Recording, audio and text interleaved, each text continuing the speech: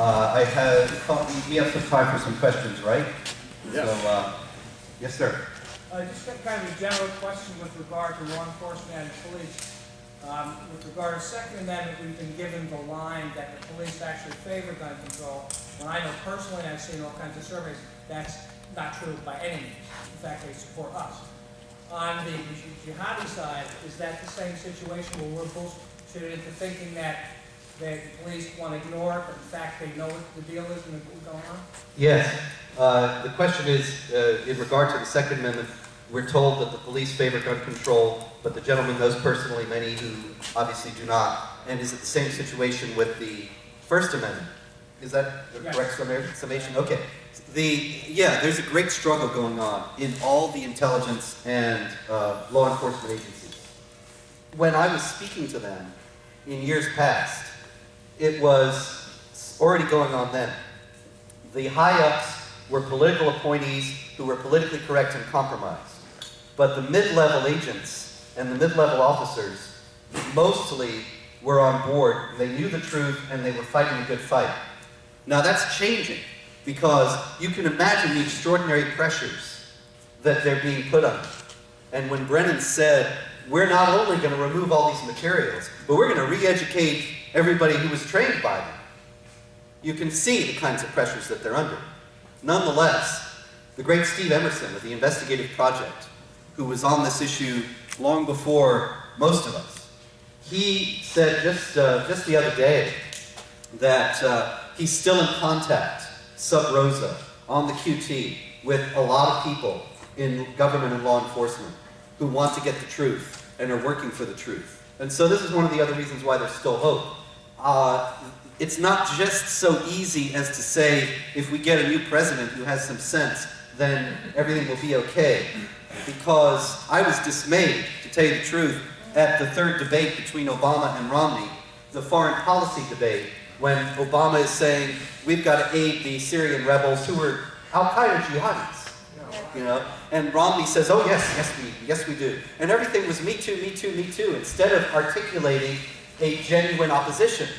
We don't really have an opposition in regard to the jihad threat right now. The Republicans are completely compromised. You can't run as a major Republican candidate without the endorsement of Grover Norquist of Americans for Tax Reform, who is an extraordinarily influential power player in Washington. And Grover Norquist is in like this with the Muslim Brotherhood.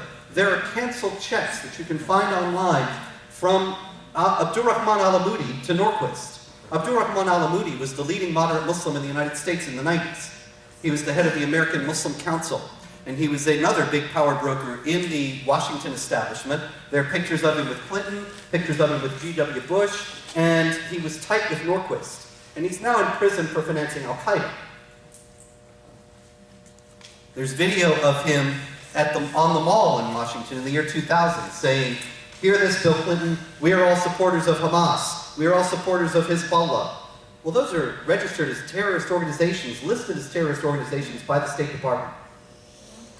And Grover Norquist is taking money from this guy. And you can't get anywhere in the Republican Party without Grover. And so the Republican Party has not been anywhere on this issue. Unless there is a change in that, and that whole establishment is cleared out, and a new opposition arises, this is not going to change even if a conservative Republican is elected in 2016, which is unlikely anyway. Yes, sir. I wonder if I could ask you to expand a little bit on any advice you might have for us on disrupting the alliance between the secular left and militant Islam. That seems to me to be the key. And as someone who is very involved in the fight against same-sex marriage in Connecticut, I'm struck by the references to intimidation, to character assassination, the brainwashing of the young, the lameness of the Republican Party, all the things that we fought the homosexual movement on, very similar to what you're describing. Of course, they're not trying to kill us the way the militant Islams are, but I'm struck by the coincidences, and it seems to me that the key to winning is disrupting that alliance. How do we explain to the secular left that Islam is not their friend? How do we explain to the secular left that Islam is not their friend? It's very hard because Islam is their friend. The thing is, it seems like an improbable alliance, but it's actually a true marriage of minds. They are both authoritarian. They're both enemies of free speech. They're both supremacist. The left has Saul Alinsky, who recommends that you not debate with the opposition, you just ridicule the opposition, demonize and marginalize the opposition until the opposition falls away. That's just what the Islamic supremacists do. They both envision, and I'm talking about the hard left now, but I'm not sure that there's so much of a difference anymore, but the communists, whenever they gained power, instituted a reign of terror in service of establishing the earthly utopia where the state would wither away and everybody would be equal. Now, that's an authoritarian vision. Sharia also envisions a perfect society in which there is justice and peace prevailing in the land, and anybody who gets out of line has their head chopped off, or their hand chopped off, or whatever.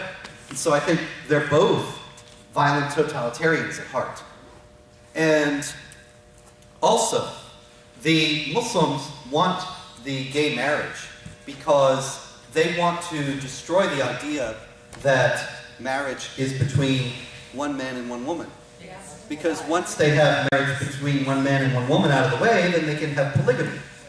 And there were already, Ibrahim Hooper of the Council of American Islamic Relations admitted a few years back that there are thousands of Muslims in the United States who are already in polygamous unions.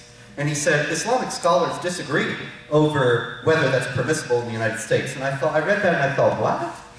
Who cares what Islamic scholars agree or disagree on? It's against the law. In the United States, he didn't say a word about that. He didn't care, of course. But I don't think they're going to make any headway. I mean, of course, you can embarrass them. You can press the contradictions. And I do this often. Just recently, as a matter of fact, Pamela Geller, who I work with, did a series of ads on buses in San Francisco. And they were calling attention to the reality of jihad terror, because the Hamas-linked Council on American Islamic Relations was running ads saying jihad is getting the kids to school and blowing milk bubbles through your straw and, you know, romping through the daisies. And so it's a disinformation campaign. So she put up these ads that have actual quotes from jihadis. And then the whole San Francisco City Council apparatus condemned our ads, which they've never bothered to do for any other ads, including viciously anti-Semitic, anti-Israel ads that ran on buses before. So she got an idea for a new series of ads that showed Muslim leaders saying homosexuals should be stoned to death and so on, because there was this transgender who was saying these ads were so terrible. And so we thought we'd press the contradictions a bit. And over the years, I have written many articles that you can find linked to Jihad Watch about Western feminists defending the oppression of Muslim women. What? Oh yeah. Many Western feminists saying that, well, you know, this is their culture and they're happy in it, and we see that they choose this many times, and so it's wonderful. I'm not saying anything about that wife beating is sanctioned in the Quran, or that polygamy is essentially the commodification of women combined with the easy divorce.